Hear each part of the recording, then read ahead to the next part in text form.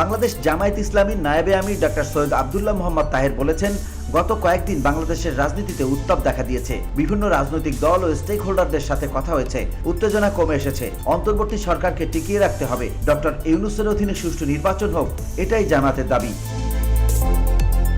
শুক্রবার বিকেলে রাজধানীর ইনস্টিটিউট অব ডিপ্লোমা ইঞ্জিনিয়ার্সে পটুয়াখালী জেলা ফোরাম আয়োজিত প্রীতি সমাবেশে এসব কথা বলেন তিনি। তাহের বলেন, বাংলাদেশ এক কঠিন পরিবর্তনের সন্ধিক্ষণে আছে। এখন সবকিছু ছেড়ে দিয়ে নির্বাচনকে প্রাধান্য দিতে হবে, মানুষের আস্থা অর্জন করতে হবে। সুষ্ঠু ও নিরপেক্ষ নির্বাচনই সংকটের সমাধান হতে পারে। সরকারের পক্ষ থেকে ডিসেম্বর থেকে জুনের মধ্যে নির্বাচনের কথা বলা হয়েছিল। এই সময়ের মধ্যে রোডম্যাপ ঘোষণা করুন, সংস্কারেরও রোডম্যাপ ঘোষণা করুন।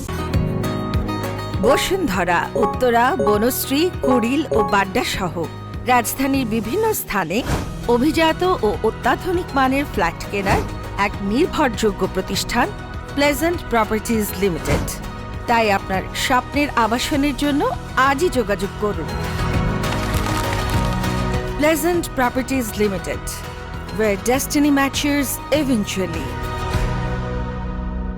তিনি আরো বলেন, এসব করলে গুজব ও ষড়যন্ত্র কেটে যাবে। সুষ্ঠু নির্বাচনের ব্যাপারে জামায়াত কোনো আপোষ করবে না। VOD Bangla news desk.